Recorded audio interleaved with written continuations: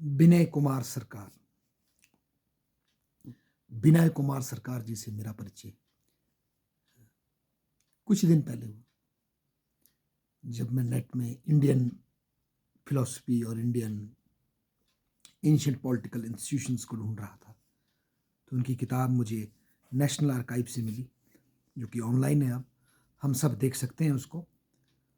विनय कुमार सरकार जी से परिचय से पहले मुझे कंपैरेटिव पॉलिटिक्स विषय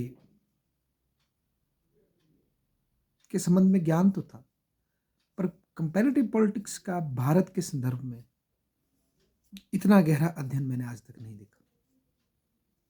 बल्कि मैं कहूँगा विनय कुमार सरकार को पढ़े बिना यदि हम इंडियन गवर्नमेंट एंड पॉलिटिक्स को पढ़ते हैं, इंडियन पॉलिटिक्स को पढ़ते हैं, तो हम कहीं ना कहीं रूटलेस हो जाते हैं। हमें अपने इतिहास में जो डिफरेंट फेजेस आए, उसमें जो पॉलिटिकल इंस्टीट्यूशंस थे, उनकी ग्रेटनेस को समझने में, उनके रोल को समझने में, उनके बीइंग को समझने में हम नहीं समझ पाएंगे।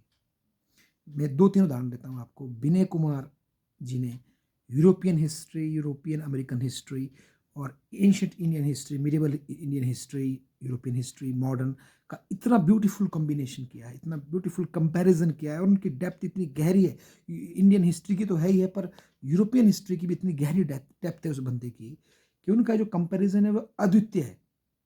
उसको देखने से हमें समझ सकते हैं कि जो बेसिक उनकी लाइन थी कंपैरिजन में, कि मानव कहीं भी एग्जिस्ट किया हो, उसमें कुछ फंडामेंटल सिमिलरिटीज रहती है। ये नहीं होता कि एशियन किसी वैल्यूज में इंफीरियर हैं और वेस्टर्न लोग किसी वैल्यूज में सुपीरियर है, स्पेशली मेटलिस्टिक वर्ल्ड में। स्पिरिचुअल की बात ना करें तो जो फिजिकल जो प्लेन है उस पर मानव कहीं भी एग्जिस्ट करेगा, उसके एग्जिस्टेंस में कुछ ना कुछ सिमिलरिटी पाई जाएगी, और इसीलिए हम कंपैरिजन करते हैं। कंपैरिजन ही सिमिलर चीज़ों का हो सकता है, ऐसा विनय कुमार कहते हैं। अन्यथा बोला, अगर ये बेसिक फंडामेंटल चीज़ क्लियर नहीं है, तो हम अपनी बायसनेस को लेकर के स्टैटिस्टिकल मेथड लगा कर डाटा कलेक्ट करके जो अपनी बायस है उसी को स्टैटिस्टिक्स की तरह कंपैरेटिव पॉलिटिक्स में प्रूव कर सकते हैं कि यही इंस्टीट्यूशन अच्छे हैं, ऐसा विनय कुमार कहते हैं। फॉर एग्जाम्पल, विनय कुमार ने कहा कि अगर रोम वेस्ट में हुआ एंशिएंट टाइम में, तो भारत का रोम पाटलिपुत्र है, और वो उससे भी ग्रैंड था, उससे भी विशाल था, उससे भी कॉम्प्लेक्सिटी से गवर्न था। ये विनय कुमार बताते हैं विद एग्जाम्पल और विद सोर्सेज से कोट करते हैं। फिर सेकंड रोम भारत में दिल्ली बना मुगलों के समय, या ये जो तर्किश आक्रांता आए थे उसके समय सेकंड रोम वहां बना। ये विनय कुमार बताते हैं। विनय कुमार ने शिवाजी की तुलना फेडरिक द ग्रेट से की है, जर्मन शासक से। वो फेडरिक द ग्रेट जिसने मॉडर्न टाइम के आने से पहले जर्मनी की महानता की आधारशिला रखी। तो वो कहते हैं उसी तरह से जब ये मुगल रूल अपने प्राइम पर था, तो उसके खिलाफ हिंदू इंस्टीट्यूशंस को, हिंदू पॉलिटिकल फिलॉसफी को, उनके इंस्टीट्यूशंस की वैल्यूज को खड़ा करने में शिवाजी ने फेडरिक द ग्रेट की भूमिका निभाई। उन्होंने सुधार किए उसमें, जाति विभेदों को कमजोर किया, योग्य लोगों को आगे बढ़ाया।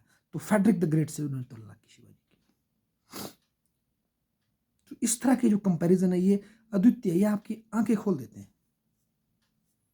कैथोलिक चर्च के बारे में हम सब जानते हैं, ठीक है, भारत में ऐसी कोई परंपरा नहीं, पर उन्होंने बुद्धिस्ट चर्च इंस्टीट्यूशंस के बारे में बताया, और किस तरह से उन्होंने जो एग्जाम्पल दिया कि तिब्बत में देखिए आप, जहाँ लैंड स्केर्स थी, जहाँ रिसोर्सेज कम थे, वहाँ पर भी चर्च रहे हैं जो कि पावर में रहे हैं, जैसे कि वेटिकन में रहे हैं।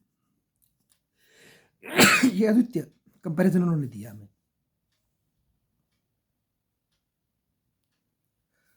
तो जिस दृष्टिकोण से विनय कुमार कंपैरिजन करते हैं, विनय कुमार विनय कुमार, ये अद्वितीय है, और इसको पढ़ना हर एक पॉलिटिकल साइंस के और कंपैरेटिव पॉलिटिक्स के स्टूडेंट्स के लिए बहुत ज़रूरी है। उनका भारत के प्रति जो उनकी अंडरस्टैंडिंग है उसमें बहुत गहराई आ सकती है।